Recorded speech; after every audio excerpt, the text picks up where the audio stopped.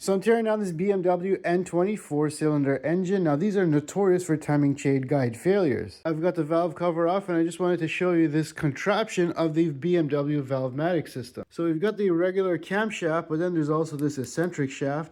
And what relates the motion between the two is this arm over here, and ultimately that's what presses down on the valve spring. So for example, I've got my camshaft in the highest position, but the valve is actually open no matter how much I move this.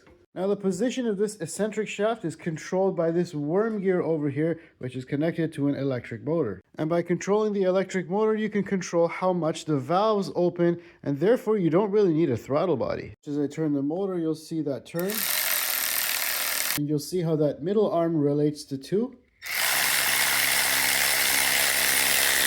As you'll see, our valve spring is now fully compressed, as it would be at the highest point on this lobe.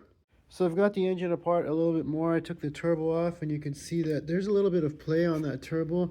But what concerns me more is that this head gasket here in this region looks like it might be a little bit compromised, as you can see here, especially compared to those other two. Quite shocked though that the timing chain guide is all in one piece, because that's really common on these. Oil pan on the N20 is plastic and they use a level sensor instead of an actual dipstick that you can see.